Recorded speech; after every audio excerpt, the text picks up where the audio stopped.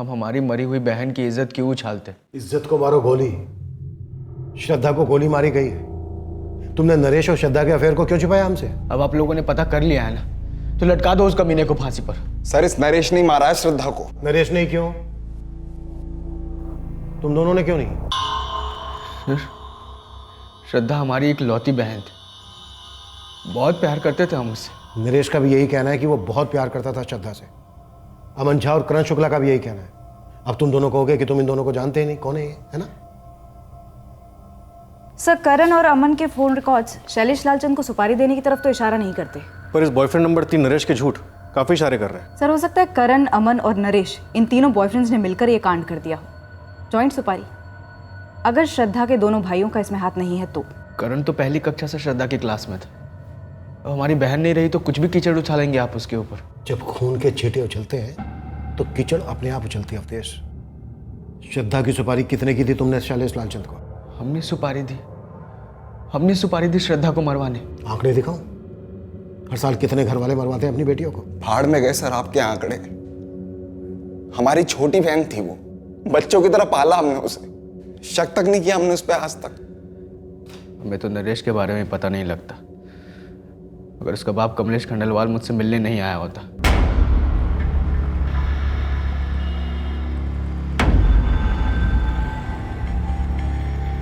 जी कमलेश जी। कहीं दूर चल के बात करें अवधेश। क्या बकवास कर रहे हैं आप? आपका बेटा खुद अपनी मर्जी से मेरी बहन को घर ड्रॉप करने आता है। मेरी बहन उसके साथ कोई जबरदस्ती तो नहीं करती ना? मेरा बेटा और तुम्हारी बहन एक ही उम्र के हैं, लेकिन सोच में नरेश अब भी बच्चा है और तुम्हारी बहन एक जवान लड़की। समझा दो उसे, अपने चुंगल में ना फंसाए मेरे बेटे को। अपनी जुबान को लगाम दीजिए, वरना मेरे हाथों की लगाम छूट जाएगी, समझे आप? तुमसे ऐसी बदतमीजी की उम्मीद नहीं थी अवधेश। तुम्हारे पिताजी अगर जिंदा होते ना तो सिर्फ उन्हीं से बात होती।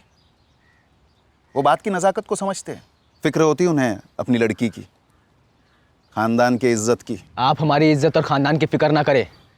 नरेश को श्रद्धा से दूर रहने के लिए कहिए बस। तुम श्रद्धा को समझा दो, चादर उतनी फैलाते जितना कि पैर हो। अब बोल, सिर्फ दोस्त है। जो हो गया है सो हो गया। अब पहले तू भुलाएगी उसको, फिर हम सब भुलाएंगे। देख बेटा, हमारी किस्मत अच्छी है कि वक्त पर गलती सुधर रही है। श्रद्धा बेटा, पूरी जिंदगी पड़ी है आगे तुम्हारी। श्रद्धा, आपसे सिर्फ और सिर्फ पढ़ाई पे ध्यान दिया जाएगा, ठीक है? जब वो फिर से मिले तब हमने नरेश को पीटा।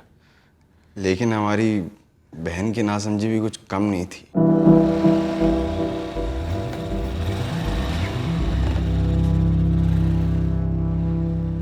बहुत दुख हुआ सुनकर।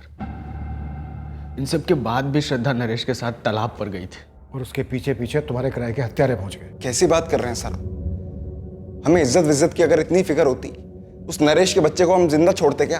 हम मानते हैं श्रद्धा औकात से बड़े सपने देखती थी। बचपन से ही बहकी सी बातें करती थी, बेकार की जिद करती थी। और हम भी क्या करते? दिल से तो वो बच्ची ही थी ना। हम उसकी जिद से तंग आ जाते थे बार बार, मगर एक बार भी हमने उसके ऊपर हाथ नहीं उठाया, एक बार भी।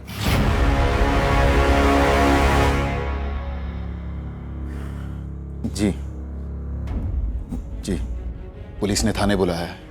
क्यों, कुछ पता चला है उन्हें? वो जानना चाह रहे हैं कि नरेश इतना डरा हुआ क्यों है।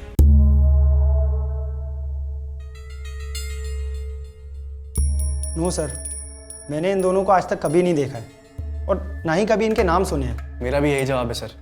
तुम तीनों इस गलतफहमी में मत रहना कि हम तुम लोगों की खुफिया कड़ियाँ जोड़ नहीं सकते। सर, जब मैंने कुछ किया ही नहीं है तो कैसी गलतफहमी सर? आप बार बार मुझे यहाँ पर बुलाकर सवाल करते हो, जबकि मैं उस दिन वहाँ था भी नहीं। आपको कुछ पूछना है तो इससे पूछिए ना, जो उस दिन श्रद्धा के साथ था। सर, अगर मैं श्रद्धा के साथ होता हमले के वक्त और मैं इन दोनों के बारे में पहले से जानता, तब भी मैं श्रद्धा को बचाने की कोशिश करता सर। इस डरपोक की तरह तुम दबाकर भाग नहीं जाता। अगर मुझे पहले से भी पता होता कि श्रद्धा मेरे साथ धोखा कर रही है तो मैं कोई उसका खून नहीं करवा देता, मैं तो बस ब्रेकअप कर देता। मैं कोई गुंडा नहीं हूँ जो किसी को जान से मारने की सुपारी दे दूं। आप उन तीनों गुंडों की शक्लों की स्केच बनवाइए ना सर। इस भगौड़े ने तो उन्हें पास से देखा होगा ना, या फिर उसमें ही फट्टूपना दिखा रहा है। इसकी शक्ल देखकर तो मुझे अपने आप पर घिन आती है कि श्रद्धा को मुझे धोखा देना ही था तो किसी ढंग के लड़के के लिए देती ना।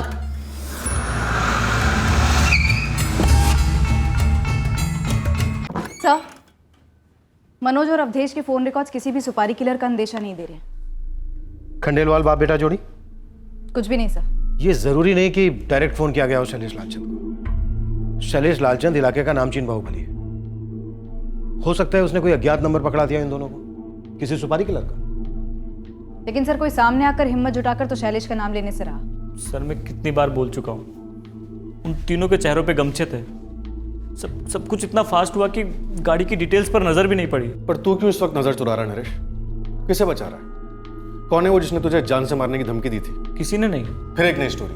पहले की स्टोरी में तूने बोला था कि 3 आदमियों में से एक था जिसने तुझे बंदूक दिखाकर चुप रहने के लिए कहा था। हाँ सर, वही तो मैं कब से कह रहा हूँ कि उन तीनों के चेहरों पे वो गमछे का नकाब था सर। देख नरेश, श्रद्धा को मारने के पीछे या तो उसके दोनों भाई, या अमन, या करण, या तू, या फिर तेरे पापा कमलेश शामिल है। हाँ, मैं नरेश और श्रद्धा के रिश्ते के खिलाफ था, पर ना नरेश मेरी कोई बात सुन रहा था और ना ही वो लड़की अपने भाइयों की बात सुन रही थी। इसलिए आपने श्रद्धा को गोली की आवाज सुनवाई। पूरे चित्रापुर में एक ही किराने का सुपर स्टोर है, मेरा, और मेरे यहाँ पूरा चित्रापुर आता है खरीदारी करने। आप मेरा काम देखिए, मेरा नाम देखिए। आपको लगता है मैं किसी को मरवाऊंगा या मेरा बेटा मरवाएगा? तो फिर आपका बेटा इतने झूठ क्यों बोल रहा है? आप सच क्यों नहीं सुन रहे हैं? क्योंकि आपका बेटा हद से ज्यादा झूठ बोल रहा है। हत्यारों ने चेहरे पर गमछे लपेटे थे, मान लिया। उसे गाड़ी का नंबर याद नहीं है, ये भी मान लिया। लेकिन गाड़ी का कलर, मॉडल उतना भी याद नहीं है। उसके बाद वो वहां से भाग खड़ा होता है, चलो समझे। पर उसके बाद की खामोशी, नरेश की, आपकी। अब आप बताइए, झूठ क्यों बोल रहा है आपका बेटा? मैं वही बातें बार बार नहीं दोहरा सकता सर। अभी तक मैंने आपको जो भी कहा, आपने मेरी हर बात को झुठलाया। अब आप ही बता दो मुझे सर, सच क्या है? आप जो बोलोगे मैं मान लूंगा। बताइए सच क्या है? श्रद्धा की सच्चाई उन 2 और लड़कों वाली सुनकर दंग रह गया नरेश। उसे लग रहा है जैसे कि वो श्रद्धा को जानता ही नहीं था। शैलेश लालचंद को तो आप जानते ही होंगे। आपसे बेहतर नहीं। आखिर दामाद जो है वो आपके डिपार्टमेंट का। शायद शैलेश लालचंद ने मरवाया हो। आप ये कह रहे हैं कि मैंने उसे सुपारी दी होगी? क्यों नहीं, आपके घर के चिराग का सवाल था। तो फिर श्रद्धा के भाई क्यों नहीं? उनके घर की इज्जत का सवाल था। शैलेश लालचंद उनके बजट से बाहर हो शायद। लालचंद जैसे लोगों के साथ बंध जाओ ना, तो जिंदगी भर के लिए उनके बंधुआ हो जाते हैं लोग।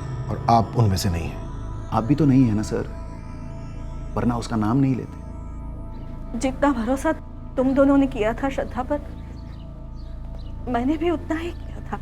अब वो घर से बाहर जाकर क्या कर रही थी, मैं कैसे जान पाती बेटा? मुझे तो ऐसा लग रहा है जैसे इतने साल किसी अजनबी के साथ रह रहे थे। जब नरेश की बात सामने आई, हमने वो सब कुछ किया जो हमें करना चाहिए था। समझाया प्यार से, सख्ती से, दोनों को। पर अब श्रद्धा के जाने के बाद कितनी बातें सामने आ रही हैं। पता नहीं अब और क्या है जो आगे आके निकलेगा।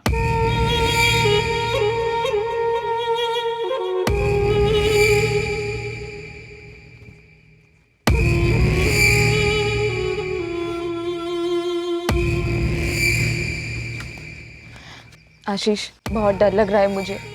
सपना, डरो मत, क्योंकि तुम्हें कुछ नहीं पता, कुछ भी नहीं। श्रद्धा के लिए बहुत बुरा लग रहा है। सपना, लगने दो। आधी दुनिया को इस वक्त बुरा लग रहा होगा, पर क्या हम इस वक्त कुछ कर सकते हैं? नहीं, हम कुछ नहीं कर सकते सपना। तो बस बिल्कुल चुप रहो।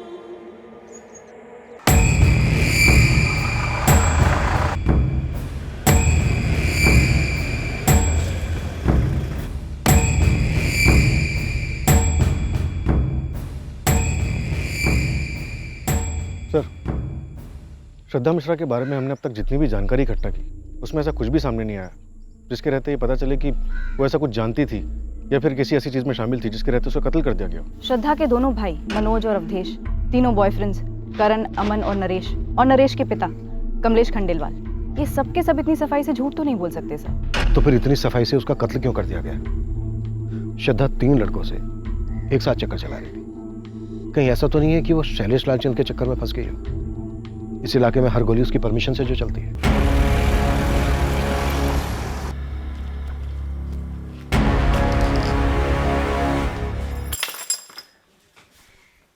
सर, मान लेते हैं कि श्रद्धा का शैलेश के साथ कोई कनेक्शन था भी, तो भी क्या कोई छोटा सा बयान देने के लिए या फिर गवाही देने के लिए सामने आएगा? हम तो शैलेश को उठा के पूछ भी नहीं सकते। सर, श्रद्धा के कॉल रिकॉर्ड्स में हमें तीनों बॉयफ्रेंड्स के नंबर तो दिखे, पर शैलेश लालचंद से कोई कांटेक्ट नहीं दिखा। मुन्ना खबरी से कोई खबर? नहीं सर, खाली हाथ लौटा। साहब आप ये शैलेश लालचंद के गिराबान पे हाथ नहीं डालो। बड़े साहब को तो क्या क्या। 3 गमछे वाले कौन थे मुन्ना? साहब जो भी थे चित्रापुर के ही थे और तीनों के तीनों हिस्ट्री शीटर नहीं थे साहब। पूरा जिला खोद डाला है मैंने। ये लड़का नरेश, इसके खिलाफ कुछ मिल नहीं रहा है, पर फिर भी ऐसा क्यों लग रहा है कि ये मनगढ़ंत कहानियां बना रहा है? मैडम शायद ये कहानियाँ सच हो भी सकती हैं, पर ये 20 साल की साधारण से घर से आने वाली कॉलेज स्टूडेंट, इसने ऐसा क्या कर दिया कि 3 सुपारी टाइप के हत्यारे दिन दहाड़े से ठोक देते हैं? सर मेरे इस नरेश के ऊपर तगड़ा शक है। इसे श्रद्धा के दोनों अफेयर्स के बारे में पता चल गया होगा, झेल नहीं पाया होगा और सुनसान तालाब के पास लाके कांड कर दिया। और फिर वही 3 गमछाधारियों की स्टोरी। चार्जशीट भले ही हल्के कागज पर लिख के जाती हो, और वो बनती है मजबूत सबूतों से। और हकीकत ये है कि इस वक्त हमारे पास कोई ठोस सबूत नहीं है जो किसी भी एंगल की तरफ इशारा कर रहा हो। पूरी दुनिया के सामने हम हारे हुए नजर आएंगे। इन 3 गमछेदारियों को ना पकड़ पाने को हमारी नाकामयाबी का झंडा बनाया जाएगा। पर ना हम थके हैं, ना हारे हैं और ना ही नाकामयाब हुए हैं। अब ये केस एक पेचीदा पहेली बनता जा रहा था जिसका हल कहीं आसपास दिख नहीं रहा था। नरेश खंडेलवाल इस केस में हमारा मुख्य और शायद एकमात्र संदिग्ध था, जिस पर हम पूरी तरह से निगरानी रख तो रहे थे, पर कुछ हाथ नहीं लग रहा था, क्योंकि नरेश एकदम से सिकुड़ सा गया था अपने आप में।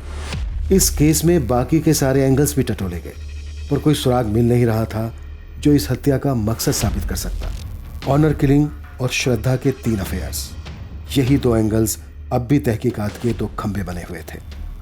एक छोटे से कस्बे में एक जवान लड़की की हत्या हुई थी और पूरे 1 महीने के बाद भी हमारी इन्वेस्टिगेशन अंधी गलियों में चक्कर काट रही थी। सर नरेश की कोई एक्स गर्लफ्रेंड भी नहीं थी कि उसकी जगह श्रद्धा को मार दिया गया? शैलेश लालचंद का क्या हुआ? श्रद्धा के साथ उसका कोई कनेक्शन नहीं बना? बुरा मत मानिएगा, लेकिन जब से वो जौहरी दिनेश जायसवाल के केस में आपका लालचंद बंधुओं से झगड़ा हुआ है, तब से शैलेश आपकी नज़रों में कुछ ज़्यादा ही अटका हुआ है बतौर संदिग्ध। ये शैलेश लालचंद तुम्हें दूध का धुला संत लग रहा है? ऐसा नहीं है सर, लेकिन हमारी कई बार कोशिश करने के बाद भी शैलेश के खिलाफ कुछ निकल नहीं रहा। तो फिर श्रद्धा मिश्रा का मर्डर किया किसने? या उसका मर्डर हुआ ही नहीं? नोबडी किल्ड जेसिका की तरह नो वन किल्ड श्रद्धा मिश्रा। हाँ चौधरी, ये नरेश का बच्चा ये है क्या चीज जो साला टूटने का नाम ही नहीं ले रहा है? शायद सच बोल रहा हो। नामुमकिन। सच ये है कि हम उसकी जबान खुलवा नहीं पा रहे। हमारे पास कोई खास विकल्प भी तो नहीं है। कहां से आएगा विकल्प चौधरी? हमसे ज्यादा उसकी जबान पर किसी और का दबाव है। 1 महीने से ऊपर हो गया है, श्रद्धा के कत्ल का एक भी सुराग हमारे हाथ नहीं लगा। कर क्या रहे हम लोग? 2 और हफ्ते बीत गए और अब कत्ल के पूरे 1.5 महीने बाद इस केस को अपना पहला सुराग मिल गया। दरअसल इसे सुराग नहीं कहा जा सकता था, ये एक इशारा था एक ऐसे शख्स से जिसका इस हत्याकांड से एक अलग तरीके से ताल्लुक था। गौरी शंकर तालाब के पास एक बंदा है, लकड़ियाँ काट के अपना दिन गुजारता है साहब। उसने 26 सितंबर के शाम को करीब 5 बजे के आसपास ना एक औरत को वहाँ से जाते हुए देखा अपनी स्कूटी पर। बहुत ही हड़बड़ाई हुई थी साहब। उसका नाम है आकांक्षा सिन्हा। PWD में एक ऋषभ सिन्हा नाम का बंदा काम करता है। ये आकांक्षा सिन्हा उसकी घरवाली है।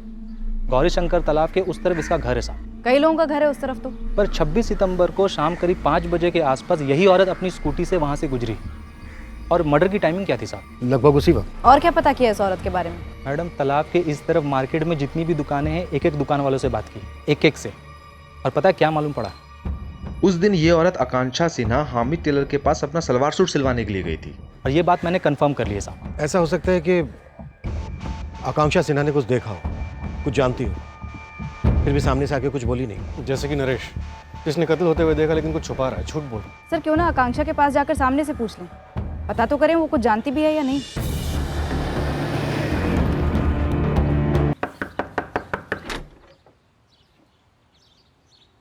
आकांक्षा सिन्हा जी, इसका कत्ल हुआ था ना गौरी शंकर तालाब के पास, जहाँ से तुम गुजरी थी कत्ल के दिन, कत्ल के समय, मार्केट के हमीद टेलर के यहाँ से लौटते वक्त। ब्लू रंग का सलवार कमीज डाला तुमने हमीद टेलर के यहाँ। उसके बाद तुम्हें जल्दी थी। 5 बजे तुम्हारी बच्ची स्नेहा का स्कूल छूटता। देखिए मैंने कुछ नहीं देखा तालाब के पास। ध्यान से देखो, श्रद्धा मिश्रा सिर्फ 20 साल की थी, कॉलेज स्टूडेंट। तुमने अखबार में पढ़ा होगा। मुझे ऐसा लगता है कि तुमने श्रद्धा की लाश देखी वहाँ तालाब से घर लौटते वक्त। जी नहीं, मैंने कोई लाश वाश नहीं देखी। तो इसका मतलब तुमने इसे जिंदा देखा। और क्या देखा तुमने आकांक्षा? कुछ नहीं। पक्का? जी हाँ पक्का, मैंने कुछ नहीं देखा। ये सब हुआ होगा, लेकिन मेरे वहाँ से गुजर जाने के बाद मैंने वाकई में कुछ नहीं देखा।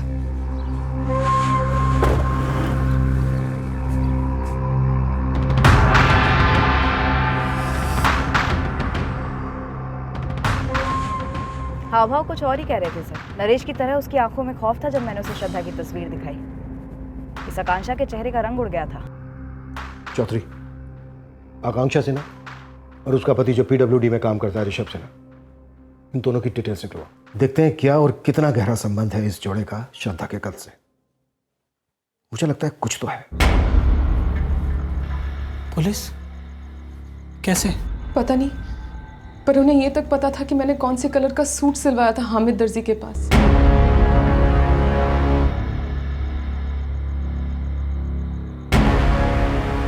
आकांक्षा, तुमको बस एक बात पे अड़े रहना कि तुमने कुछ नहीं देखा, तुम्हें कुछ भी नहीं मालूम, मुझे कुछ भी नहीं मालूम। ऋषभ सिन्हा, आकांक्षा सिन्हा? नहीं, ऐसे किसी जोड़े को नहीं जानता हूं मैं। कौन है ये लोग? और इनका श्रद्धा के मर्डर से क्या ताल्लुक है? अभी कुछ क्लियर नहीं है, पर हमें शक है, ठोस शक है कि ये औरत आकांक्षा सिन्हा जरूर कुछ ना कुछ छुपा रही है। क्यों छुपा रही है? ये तुम पूछ रहे हो मनोज? इस केस से जुड़े हर किसी ने कुछ ना कुछ छुपाया ही है ना।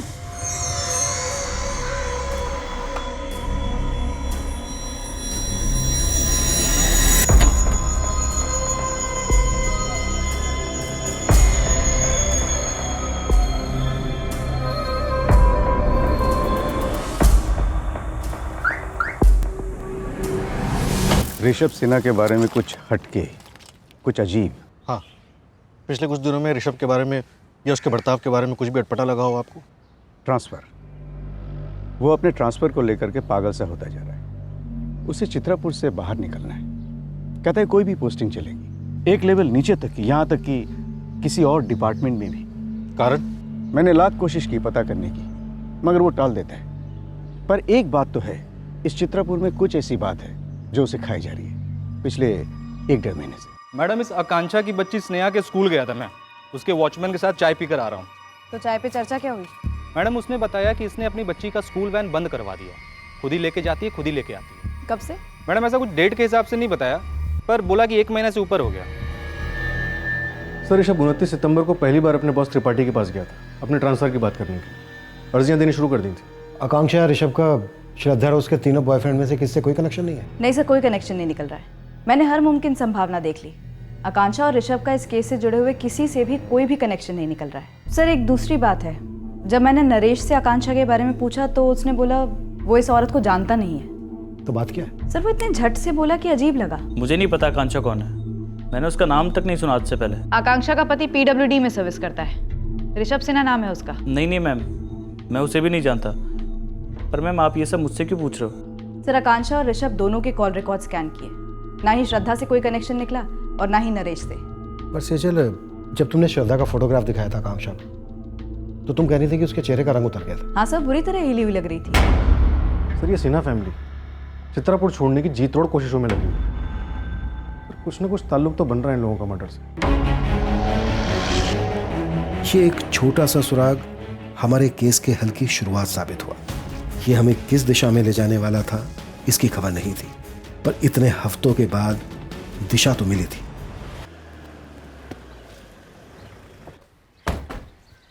हमने सोचा आप काम के लिए निकले, उससे पहले 2 बातें कर लें आपसे। आप लोगों को क्या चाहिए? जो आप छुपा रहे हैं वो चाहिए। मैं क्या छुपा रहा हूँ? और मैं क्यों छुपाऊंगा? देखिए, मुझे दफ्तर के लिए लेट हो रहा है। आपके बॉस त्रिपाठी जी को बोल दिया गया है कि आज आप थोड़ा लेट आए। आकांक्षा जी, आप भी आ जाइए। एक्चुअली हमें आप दोनों से ही बातें करनी है। आप स्नेहा को अंदर के कमरे में किसी काम में लगा सकती हैं, कुछ ड्राइंग, होमवर्क या कोई खेल। मैं ट्रांसफ़र क्यों मांग रहा हूँ? हमने स्नेहा की स्कूल वैन क्यों बंद की? ये सब हमारा निजी मामला है, इसमें आप लोगों को कोई हक नहीं होता है दखल देने का। जिंदा रहना हर इंसान का सबसे बड़ा हक, जो श्रद्धा से बेवक्त बेरहमी से छीन लिया गया। सर, मैं पहले ही कह चुकी हूँ कि मैंने उस दिन कुछ नहीं देखा था। वो तो दिख रहा है आपके चेहरे, एकदम शांत, कोई परेशानी, कोई डर नहीं, कोई खौफ नहीं। आप हमारे साथ मुजरिमों जैसा व्यवहार क्यों कर रहे हैं? तो क्या आप पीड़ित हैं?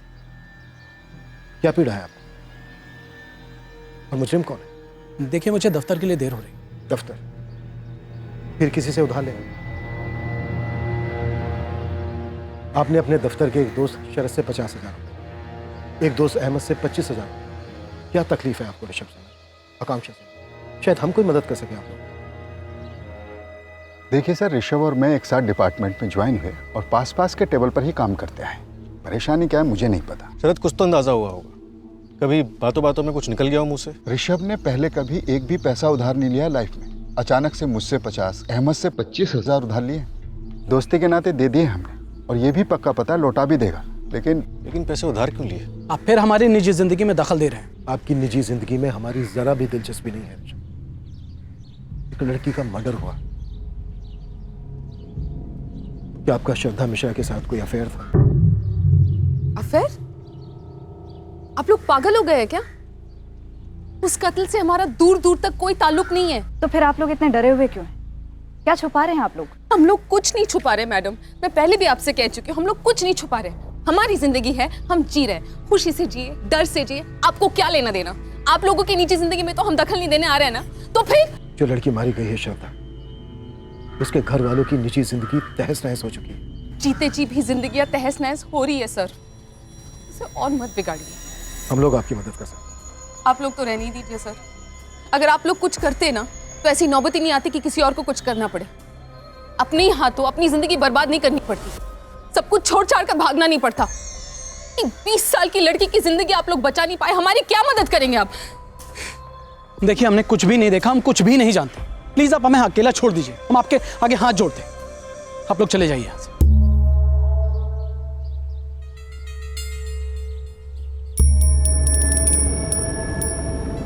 एक 20 साल की लड़की को तो आप बचा नहीं पाए, हमारी मदद करने चले हैं। सब कुछ छोड़ छाड़ के भागना नहीं पड़ता। सजय, इस आकांक्षा ने जरूर कुछ ना कुछ देखा है, लेकिन बताने से डर रही है। सर, नरेश भी इसी तरह से डरा हुआ है। शायद इन दोनों ने हत्यारों के चेहरे देखे होंगे। हत्यारों ने कोई गमछा वमछा नहीं लपेटा होगा। इस आकांक्षा से दोबारा बात करनी होगी। रियाज, गाड़ी घुमा।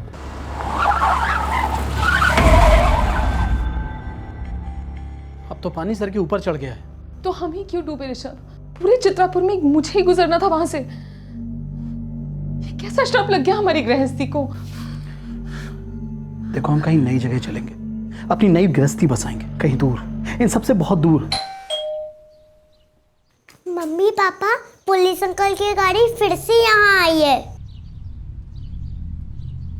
आप लोग क्यों हमें परेशान कर रहे हैं? आकांक्षा जी ने श्रद्धा के साथ जिस लड़के को देखा था, नरेश, वो भी इतना ही डरा हुआ है। तो जाइए, उसका डर दूर कीजिए ना, हम अपना देख लेंगे। लेकिन किसी न किसी को तो इस डर के चक्रव्यूह से बाहर निकलना होगा ना, इस डर की दीवार को तोड़ना होगा।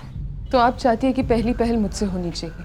उसके बिना हम डर के कारण को कैसे पकड़ पाएंगे आकांक्षा? दिन रात वो लोग हमारा पीछा कर रहे हैं, चैन की एक सांस नहीं लेने दे रहे हैं हमें। जान की धमकियां दी हैं मुझे, ऋषभ को और स्नेहा को भी, और भी कई सारी धमकियां दी हैं जिनको मैं जुबान पर ला भी नहीं सकती।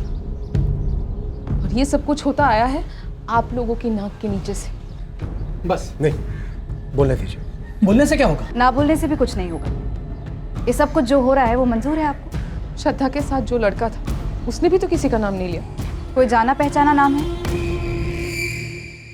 उस नाम से पूरा चित्रापुर कांपता है, सबसे ज्यादा आपके लोग कांपते हैं। इसीलिए तो वो नाम इतना खौफनाक नाम बना है। शैलेश लालचंद। शैलेश लालचंद। हाँ, शैलेश लालचंद था वो। अब बताइए क्या कर लेंगे आप लोग? क्या बिगाड़ लेंगे उसका या उसके बड़े भाई का? वो लड़की मुझसे मदद मांग रही थी, मारी मारी भाग रही थी। मैं कुछ नहीं कर पाई।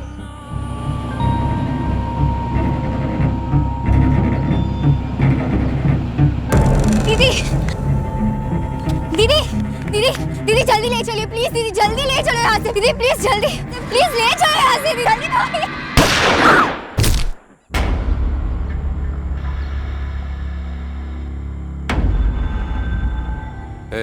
इधर देख, देखा तूने क्या हाल हुआ उसका, समझ रहा है?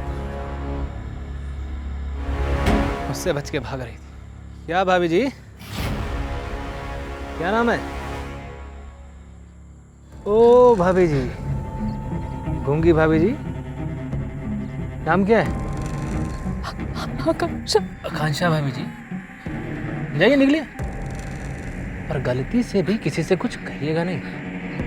अगर कुछ मुंह से निकल गया ना तो कांड हो जाएगा कसम से।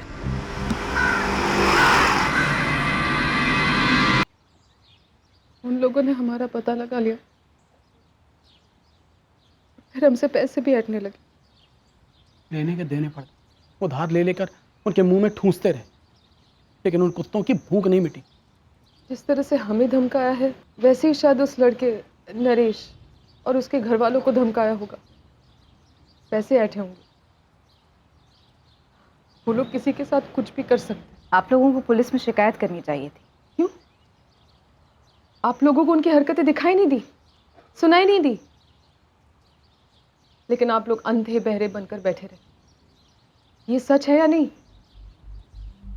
उस दिन के बाद से रोज हर रात को वो हादसा पूरा सपना बनकर मेरी नींद उड़ा देता है। वो लड़की मुझसे मदद मांगती है, मैं कुछ नहीं करती। सचिन, 3 कांस्टेबल्स की टीम 24 घंटे यहाँ ड्यूटी पर है। और ये शैलेश छूटेगा नहीं।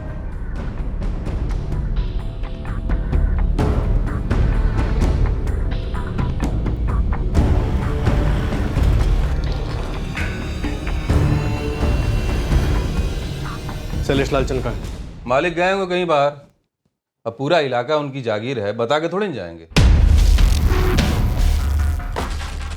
अपने मालिक को बोल देना अब से उसकी जागीरदारी खत्म। साहब हमारी कहाँ इतनी औकात। एक काम करिए, शैलेश भैया तो नहीं मिलेंगे तो आप राजकुमार भैया से बोल के देखिए, है इतनी हिम्मत है?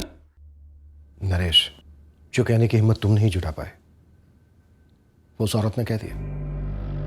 उस वक्त वो वहां से स्कूटर से गुजर रही थी, शायद डर के मारे तुमने उसे भी नहीं देखा होगा। ताने मारने में बहुत बहुत मजा आ रहा होगा ना आपको, पर डर की बेड़ियां बहुत मजबूत होती है इंस्पेक्टर। जो उस औरत ने तोड़ दी ताकि नरेश भी तोड़ सके, सारा चित्तापुर तोड़ सके और हम भी तोड़ सके। अब शैलेश लालचंद चन्नू में भी नहीं छुप सकेगा। नरेश, अब तो बोलो। ए मैडम, लिमिट में रहिए। आपका भाई शैलेश कहाँ है राजकुमार जी? कहीं भी हो, तुम्हें बता के जाएगा वो। फोन लगाइए उसे और बोलिए तुरंत थाने आए। शैलेश किसी के बाप का नौकर नहीं है जो तुरंत चला आए। एक मर्डर केस में वांटेड है आपका भाई। कौन सा मर्डर, कौन सा केस? एक औरत आके भोग गई उसका नाम और चले आए तुम। नाम क्या तेरा? सेजल पांडे। ये चित्रापुर के बाहर जाकर नौकरी तलाश करना शुरू कर दे, क्योंकि शैलेश तो थाने आएगा नहीं, पर तेरा सस्पेंशन ऑर्डर आएगा तुरंत। चल निकल। चलो।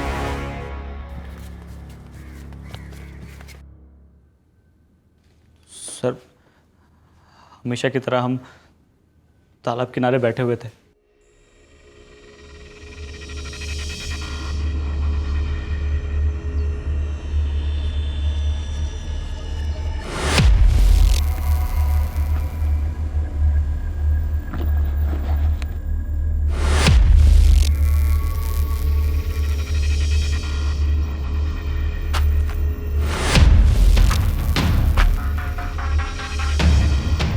क्या ये अटैक भर बिना ही शुरू हो गए दोनों? चलो नरेश, घर चलते हैं। कहाँ चलें? आजा आजा इधर आ। सुना नहीं साले, प्यार टैक्स भरे बिना कोई भी जोड़ा यहाँ से नहीं निकल सकता। चुप। शैलेश लालचंद, हाथ छोड़ मेरा। अरे बाप रे, इतने तीखे तेवर। अच्छा है, चटपटा खाना मुझे भी बहुत पसंद है। इतनी गर्मी दिखाएगी?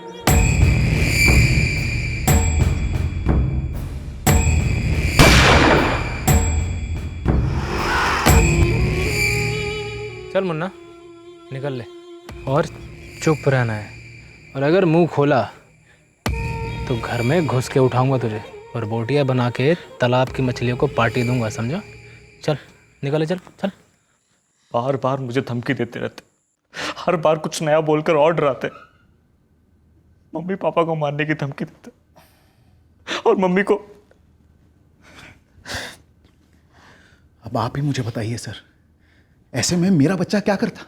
वो बाहुबली है, उसके भाई के कनेक्शंस हैं, आप भी जानते हैं। पूरे चित्रापुर में आप मुझे एक व्यापारी बताइए, एक, जो लालचंद बंधुओं को हफ्ता नहीं देता हो।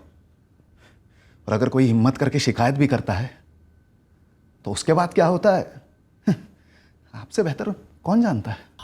राजकुमार लालचंद को शायद पहले ही खबर मिल गई होगी कि हम आकांक्षा तक पहुंच गए हैं और उसने हमें सब कुछ बता दिया है, इसलिए उसने अपने भाई शैलेश को कहीं छुपा दिया होगा। फिलहाल इस नरेश को भी सिक्योरिटी दे दो। और रही बात शैलेश की, तो शैलेश अब तक लोगों के डर के पीछे छिप रहा था, अब वो डर की दीवार टूट चुकी है। अब बारी शैलेश के टूटने की है और उसके भाई की भी।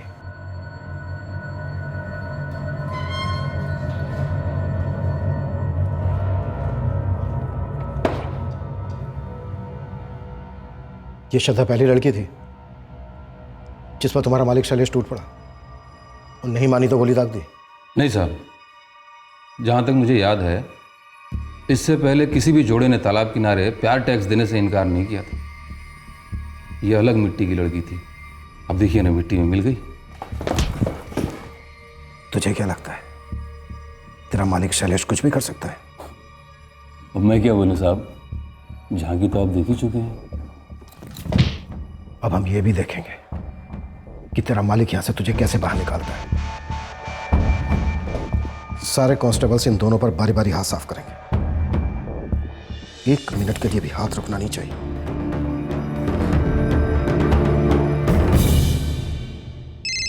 साहब, साहब, बड़े साहब का फोन है, 2 बार फोन कर चुके हैं। अगर लैंडलाइन पे है तो बोला साहब गश्त पे। हमने आकांक्षा सिन्हा और नरेश खंडेलवाल और उनके परिवारों को 24 घंटे सिक्योरिटी दी। हम नहीं चाहते थे कि उन्हें एक भी धमकी और मिले, पर शैलेश लालचंद हाथ नहीं लग रहा था क्योंकि उसे भी सिक्योरिटी मिली थी ऐसी ताकतों से जिन तक हमारी पहुंच नहीं थी। विजय, तुम ये चाहते हो कि मैं शैलेश लालचंद को भगोड़ा करार दे करके उसके खिलाफ नॉन अवेलेबल वारंट जारी करवाऊं? Yes sir. तुम अच्छी तरह से जानते हो कि अगर ये ऑर्डर मैंने इशू किया तो हम दोनों का ट्रांसफर हो जाने दीजिए सर। हमारे ट्रांसफर का डर उन लोगों के डर के सामने कुछ भी नहीं है। विजय, तुम इस केस को इतना पर्सनली क्यों ले रहे हो? तुम अच्छी तरह से जानते हो कि हम दोनों के ट्रांसफर के बाद भी उनकी ताकत कम नहीं होगी, बल्कि वो डरे हुए लोगों के ऊपर कहर बन के टूटेंगे। ट्रांसफर ऑर्डर के पहले अगर हम उन पर टूट पड़े तो सांप भी मरेगा और लाठी भी नहीं टूटेगी सर। एकेडमी से निकले हुए नए नए अफसर की तरह बात कर रहे हो तुम। पॉलिटिकल पावर के आगे आज तक कोई खड़ा रह पाया? वो 20 साल की लड़की डट के खड़ी थी सर। नतीजा बोलो विजय, नतीजा क्या निकला? नतीजा ये है सर कि अब और भी लड़कियां खड़ी हो गई हैं। सर, मैं अपना नाम नहीं बता सकती, बस इतना बता सकती हूँ कि शैलेश लालचंद ने मेरा बलात्कार किया था। सर, शैलेश लालचंद को गिरफ्तार मत कीजिए, बस गोली मार दीजिए उस कमीने को। शैलेश लालचंद ने मेरा भी रेप किया था सर। मैं तो खुदकुशी करने वाली थी, लेकिन अब मुझे उसे मरा हुआ देखना है। तड़पा तड़पा कर मारो सर, ऐसे लोगों को तो जेल में रहने का भी कोई हक नहीं है। इंसानियत के नाम पे बोझ है ये लोग। शूट कर दीजिए, शूट कर दीजिए सर। हाँ सर, शैलेश ने मेरा रेप किया था, धमकी दी रेप करेगा, धमकी पूरी भी की।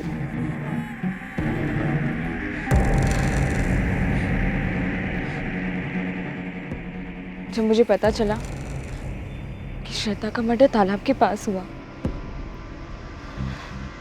बस मैं समझ गई कि उसके साथ क्या हुआ होगा। उनमें से एक लड़की भी लिखित शिकायत दर्ज कराएगी? नहीं। कोर्ट में गवाही देने के लिए आएगी? नहीं। और ये बात तुम अच्छी तरह से जानते हो, वो नहीं आएगी। हमारे पास शैलेश के साथीदारों के बयान है सर, ऑन पेपर। और वो पेपर रॉकेट बनाकर उड़ाने लायक भी नहीं। तो सर हमें हाथ पे हाथ धरे बैठे रहना चाहिए। लोगों का डर, उनका दर्द दूर करने के लिए हम पहली पहल नहीं करेंगे कभी। जिस भूखे राक्षस के लिए लोग रोज बलि चढ़ते हैं, उसका वध करने के बजाय हम भी उसका पेट भरेंगे। ये कहानी पुराणों में अच्छी लगती है, हकीकत में हम भीम नहीं हैं, लेकिन वो बाहुबली बकासुर जरूर हैं। तो फिर हमारी फोर्स क्यों है सर? हमें अपने आप को भगोड़ा घोषित कर देना चाहिए जो अपने फर्ज से भागे, जिसके चलते एक 20 साल की लड़की ने अपनी जान गंवाई। मैं उस लड़की का गुनहगार हूं सर। मुझे अब ट्रांसफर भी नहीं चाहिए। मैं इस्तीफा देता हूं सर। अपने पैरों पे कुल्हाड़ी मार लें। इसे एक बार तो मार लेनी ही चाहिए सर। बहने देते हैं खून। लोगों के साथ साथ हमें भी एहसास होना चाहिए कि हमारी रगों में भी गर्म खून बहता है, डर से जमा हुआ ठंडा पानी नहीं। ट्रांसफर की तैयारी कर लीजिए। नक्सली इलाके में या कहीं और शैलेश लालचंद को भगोड़ा घोषित मैं करवाता हूं। Okay sir.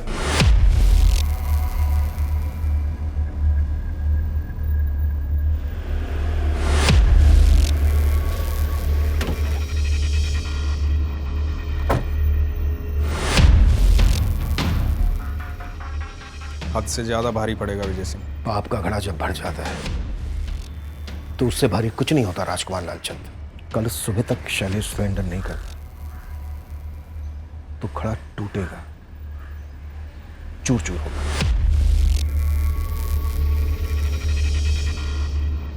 कल की मोहलत के बाद जैसे पागल कुत्ते को म्युनिसिपैलिटी ढूंढती है ना, हम शैलेश को ढूंढे। और पागल कुत्ते के साथ क्या किया जाता है ये तो आप जानते ही होंगे।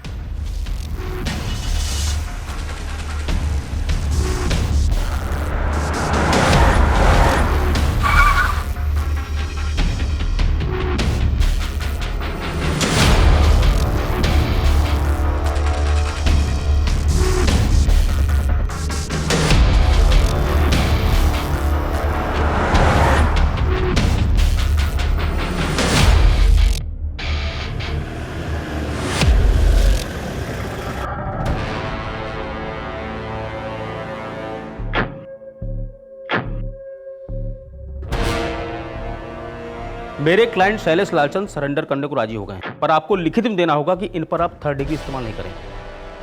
शैलेश को खरोच भी आए तो देख लेना क्या होगा। जब एक निहत्ती लड़की पर पीछे से वार किया था तभी ऐसी डरी हुई शक्ल थी तेरी। देखिए इंस्पेक्टर साहब, हम कानून के हिसाब से चल रहे हैं और आप भी। मैंने आपकी बात सुनी वकील साहब, आप मुझ पर भरोसा कर सकते हैं। आप भी मुझ पर भरोसा कर सकते हैं। वैसे आपके पास मुझ पर भरोसा करने के अलावा कोई दूसरा चारा भी नहीं है। हाँ, मुझसे गोली चल गई थी गुस्से में, पर गलती उस लड़की ने की थी। उस लड़की को मुझे अकड़ नहीं दिखानी चाहिए थी। और कितनी लड़कियां हैं जिन्होंने अकड़ नहीं दिखाई, गोली नहीं खाई, लेकिन रोज जिल्लत की मौत मर रही है किश्तों में। अब गिनती कौन याद रखता है? तुम हाथ नहीं लगा सकता मुझे, समझे? और कितनी लड़कियां हैं? कितनी बार बताऊं, गिनती कौन याद रखता है? खत्म हो तुम सबके सब खत्म हो, समझे? हम समझे, अब तू समझ। हम तुझे खत्म नहीं करेंगे बल्कि तेरे अंदर के मर्दाना क्रूर को खत्म करेंगे। जिंदगी में कभी भी किसी लड़की के साथ कुछ करने लायक नहीं रहेगा तू। और हाँ, हम भी कुटाई का हिसाब नहीं रखते। चौधरी, थाने में सबसे कहता हूं कि शुरू हो जाए और ऐसी ऐसी जगह पर मारे जहां पर निशान आसानी से नहीं दिखते।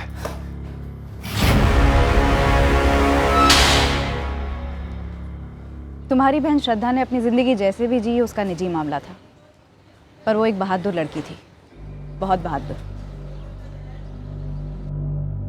सभी हमारी कस्टडी में है। हम जल्दी चार्जशीट फाइल करेंगे। पर वो फिर बेल पर छूट जाएंगे ना? हमारी पूरी कोशिश होगी कि उन्हें बेल ना मिले। फिर कुछ नहीं, आप लोगों की सुरक्षा हमारी जिम्मेदारी है। आकांक्षा जी, अगर आप बोलने की हिम्मत नहीं करती तो शायद आज भी लड़कियों का रेप या मर्डर हो रहा होता। सर, आपका ट्रांसफ़र ऑर्डर कभी भी आ सकता है। मेरा तो कब से आया ही नहीं। और वो शैलेश लालचंद लौट कर आ गया तो, और उसने कुछ कर दिया तो? आपकी बहादुर पत्नी ने बाहुबली को घुटनों पर ला दिया। अब आपकी बारी है मजबूत होने की।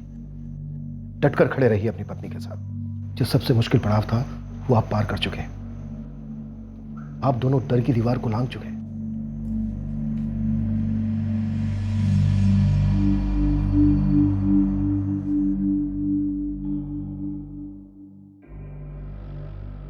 हमने चार्जेस फ्रेम किए और चार्जशीट कोर्ट में फाइल कर दी। अब मुकदमा शुरू होगा। आरोपियों की जमानत होने की पूरी संभावना है।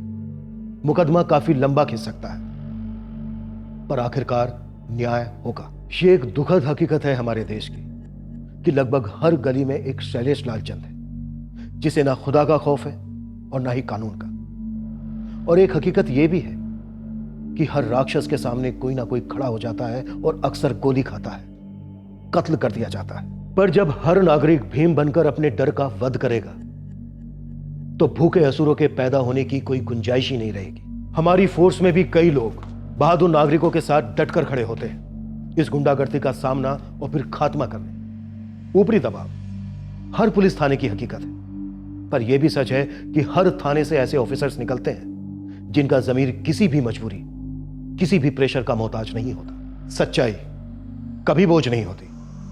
दरअसल वो एक हथियार है, उतना ही मजबूत हथियार जितना मजबूत डर हो सकता है, और यही हथियार हमारे अंदर के बकासुरों का नाश कर सकता है। अगले हफ्ते फिर मिलेंगे एक नए केस के साथ क्राइम पेट्रोल सतर्क में। जय हिंद।